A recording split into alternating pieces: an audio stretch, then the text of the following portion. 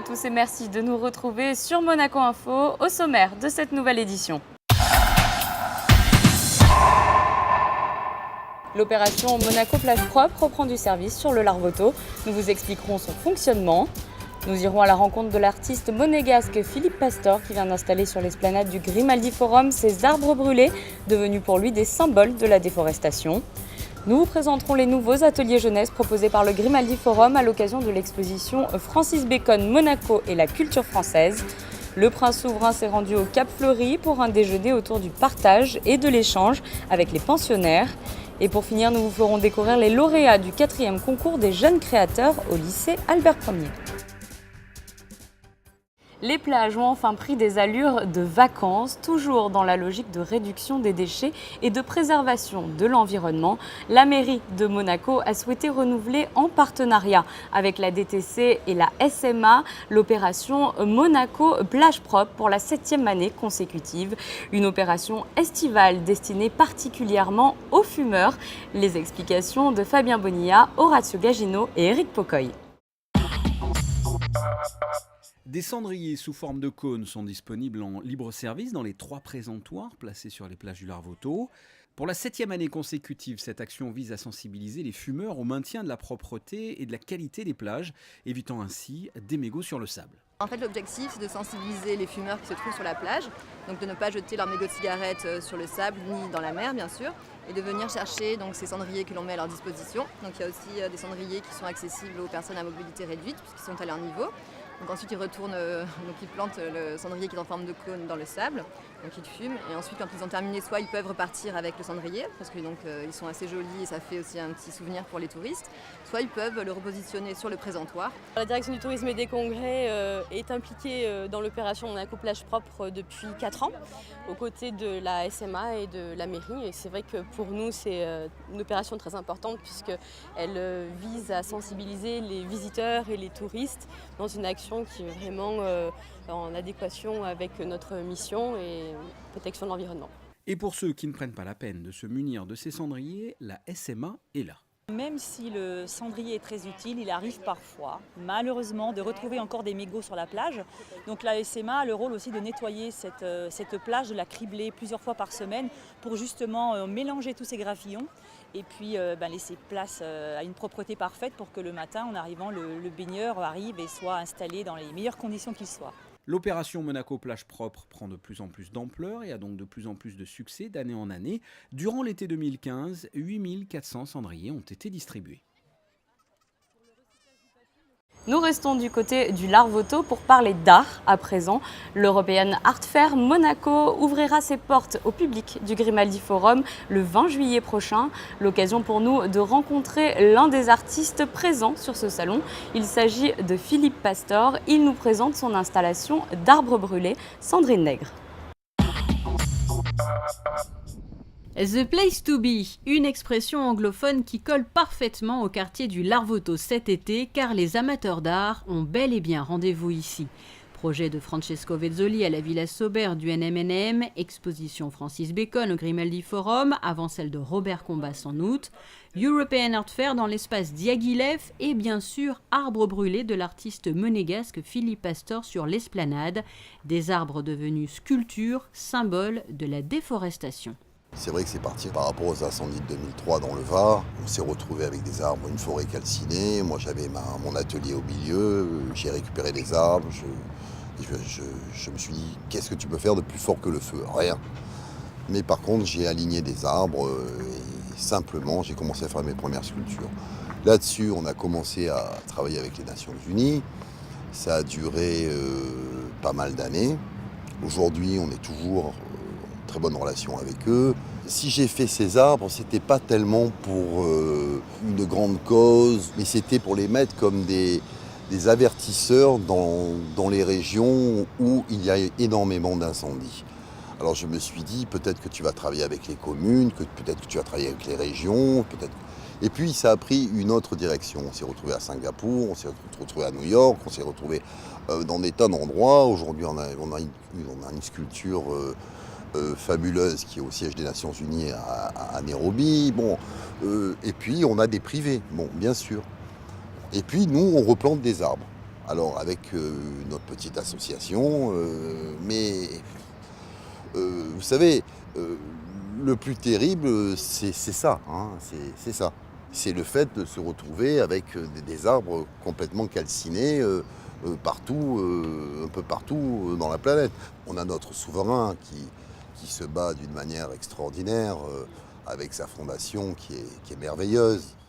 Et les œuvres de Philippe Pastor sont exposées sur le parvis à quelques pas de l'entrée qui accueillera les visiteurs de l'European Art Fair Monaco dès le 19 juillet, une présence particulièrement importante pour les organisateurs. C'était le rêve qui s'est réalisé. Et on souhaitait ennoblir l'entrée, et qu'on le remarque aussi. Et donc, voilà, je ne voulais pas prendre le graphiste et faire le projet. Je voulais vraiment que ça soit quelque chose de fort, de symbolique, de artistique. Et le rêve était les arbres de Philippe Pastor. Les œuvres signées Pastor ont été et sont exposées un peu partout dans le monde. Il était important aussi pour l'artiste d'être présent ici, chez lui à Monaco, notamment pour être vu par les jeunes, source d'espoir pour l'avenir de la planète. C'est formidable parce qu'on participe à un événement en principauté. On est à côté de l'exposition Bacon. Il y a ce container qui rappelle complètement ce qu'on a fait l'année dernière à Milan. L'exposition universelle de Milan, je pense que le pavillon a bénéficié d'un succès assez important. Et puis cette exposition qui va avoir toute son importance et son charme.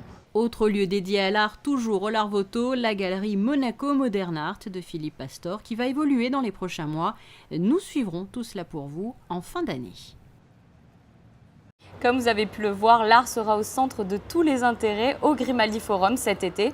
Dans le cadre de l'exposition consacrée à Francis Bacon, des ateliers pédagogiques sont proposés aux enfants. Une équipe de Monaco Info a pu suivre une visite ludique de l'exposition et un cours d'art plastique destiné aux tout petits. Vanessa Dessy vous en dit plus. Il est l'un des projets les plus ambitieux consacrés à un artiste depuis longtemps. Plus d'une soixantaine d'œuvres signées Francis Bacon est à découvrir au Grimaldi Forum. Comme chaque année, des ateliers pédagogiques proposent une visite ludique de l'exposition et un cours d'art plastique destiné à développer la créativité des tout-petits. En fait, les enfants viennent le matin, il y a un premier groupe qui est pour les plus petits et ensuite l'après-midi c'est pour les plus grands, c'est ce que nous voyons là aujourd'hui. En fait ça fonctionne comme ça, c'est que le cours dure 2 heures. On a une première partie où justement on fait une visite d'exposition où on va expliquer un petit peu aux enfants les œuvres et comment ont été certaines réalisées. Et ensuite la deuxième partie ça va être un point technique, c'est-à-dire on va travailler sur les arts plastiques et là on va essayer de travailler autour des œuvres que l'on aura découvert dans le cadre de l'expo. Justement, ça va leur permettre peut-être pour certains d'être des futurs collectionneurs ou des futurs acheteurs.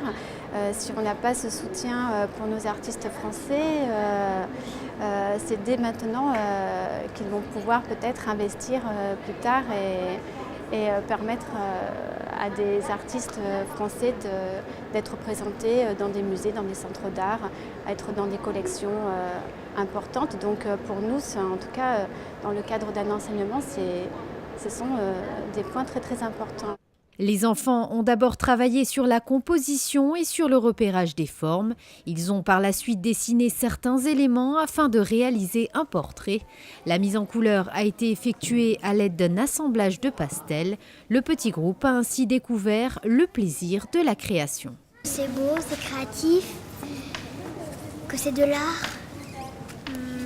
J'ai appris plein de choses sur les œuvres. J'ai appris des noms que je connaissais pas. J'ai connu surtout des gens que je connaissais pas.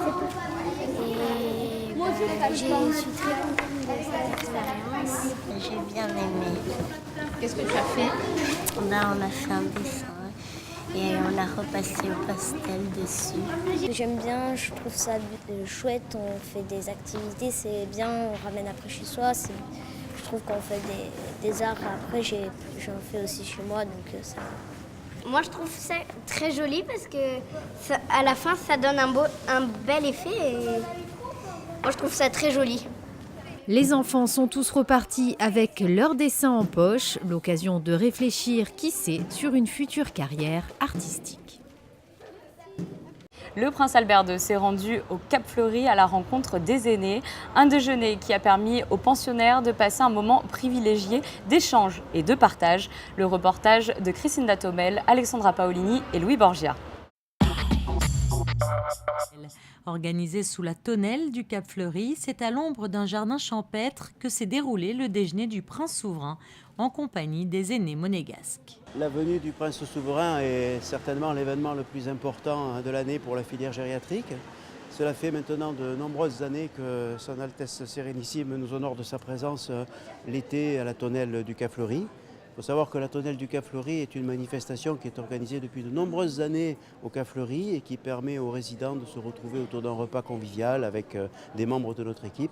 Et c'est vrai aussi que nos résidents, les agents et toute l'équipe de la filière gériatrique sont très honorés et apprécient beaucoup la venue du prince souverain qui a toujours un mot gentil et bienveillant pour les patients et pour l'ensemble des équipes.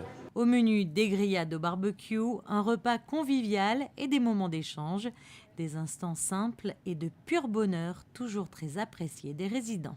C'est une journée extrêmement agréable d'être réunis avec Monseigneur Son Altesse le Prince de Monaco. C'est un grand plaisir pour nous tous et on est très heureux d'appartenir à Monaco, quoi. C'est un beau pays, un petit peu privilégié. On s'occupe bien de vous ici. On s'occupe très bien. Qu'est-ce que ça représente cette journée aujourd'hui pour vous? Elle est merveilleuse parce que je veux voir mon ancien patron. J'ai travaillé, habité 15 ans auprès de la princesse Grace, du prince Régnier et des enfants. Le prince Albert avait 17 ans quand je l'ai connu. Et alors, quel souvenir vous gardez de lui? De tout. J'ai tout gardé de ce garçon merveilleux. Une fois par semaine, un déjeuner comme celui-ci. Ils ont été tous merveilleux. Sur la tonnelle du Cap Fleuri. Par ailleurs, tout au long de l'été, de nombreuses activités sont prévues pour l'ensemble des résidents de la filière gériatrique, avec au programme des soirées, comme celle organisée à l'occasion des festivités de la Saint-Jean ou de la fête de la musique, et des sorties, comme par exemple des matinées de baignade sur le site Handiplage du Larvoto.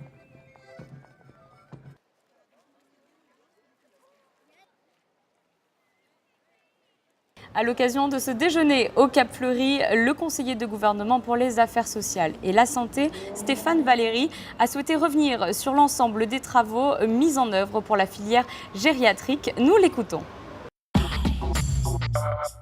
Nous sommes en train, depuis plusieurs années, de construire une filière gériatrique complète pour prendre en charge de la meilleure possible justement les soins donnés à nos aînés. Donc nous avons commencé par la résidence Aquiétudine. C'était donc 70 chambres individuelles sur le port de Monaco, juste au-dessus du port, au-dessous du marché, en plein cœur de la principauté. Ça, c'est une maison de retraite peu médicalisée. Puis il y a eu la livraison en 2013 de notre vaisseau amiral de la filière, qui est le centre de gérontologie clinique Régnier 3, avec 210 chambres individuelles là aussi, pour la dépendance lourde, pour l'unité de long séjour, avec aussi une unité Alzheimer, avec aussi une unité de soins de suite et de réadaptation. Et puis donc là nous attaquons maintenant effectivement la rénovation, la restructuration complète du Cap Fleuri. Tout d'abord par la démolition du Cap 2 qui a démarré. Là nous reconstruirons 80 chambres individuelles de grand confort. Et puis dans 4 ans, quand le Cap 2 sera terminé, nous transférons les patients du Cap 1 vers le Cap 2 et là nous reconstruirons un Cap 1 de 130 lits.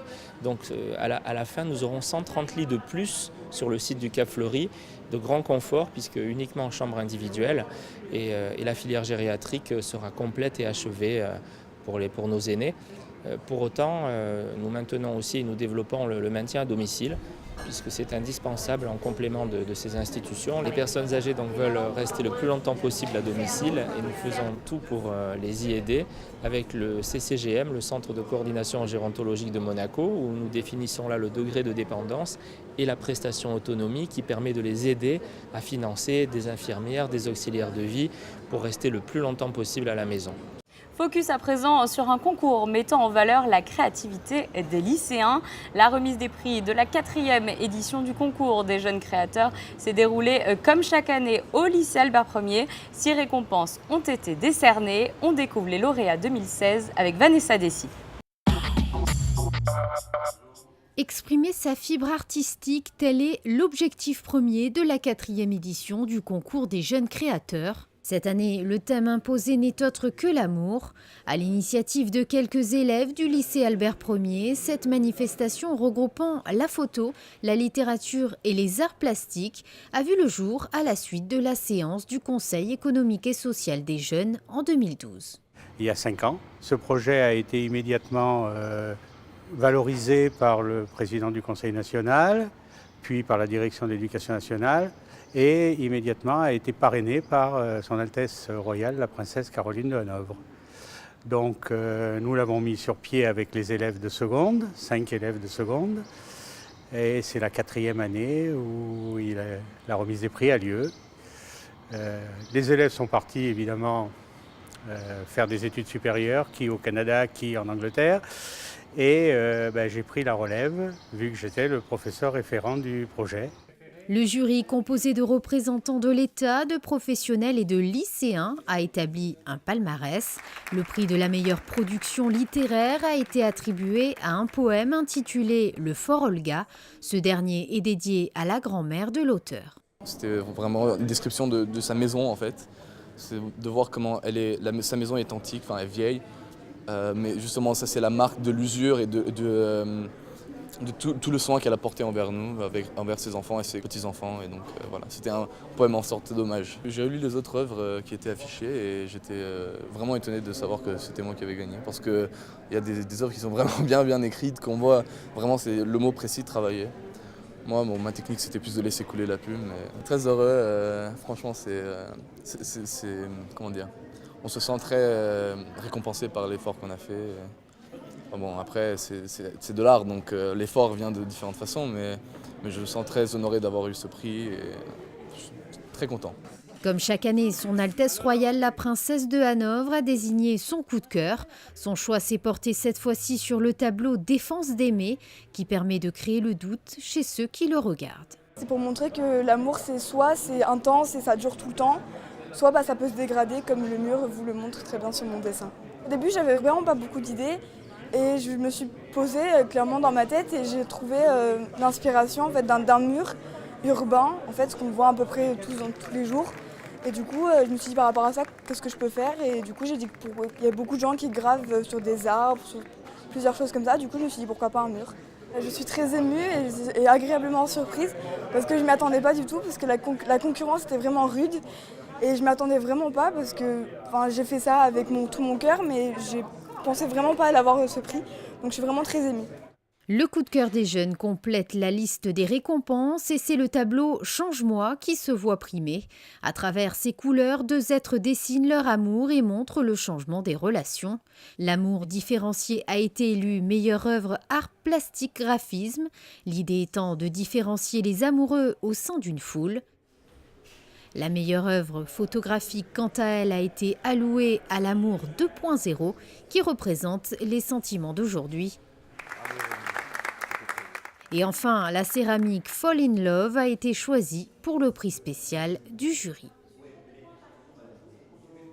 Voici pour l'essentiel de l'actualité en principauté, un mot de météo à présent. Découvrez la météo avec Eclectic. Galerie, Interior Design, Art and Gifts. Il fera chaud ce vendredi, le soleil sera bien présent sur l'ensemble de la journée et les températures seront bien estivales avec 29 degrés dans l'après-midi. Samedi, temps ensoleillé, les températures continueront à grimper avec un thermomètre qui devra afficher jusqu'à 30 degrés. Dimanche, le soleil sera légèrement voilé, les températures resteront élevées. Et enfin lundi, nous attaquerons cette nouvelle semaine sous un ciel de plein été. Il fera 25 degrés dans la matinée et jusqu'à 29 degrés dans l'après-midi. Vous avez découvert la météo avec Eclectic, galerie, intérieur design, art and gifts. C'est la fin de ce journal, merci de nous avoir suivis et n'hésitez pas à visiter et aimer nos toutes nouvelles pages Facebook et Twitter de Monaco Info pour découvrir toute l'actualité de la principauté. Je vous dis pour ma part, à très bientôt sur notre antenne.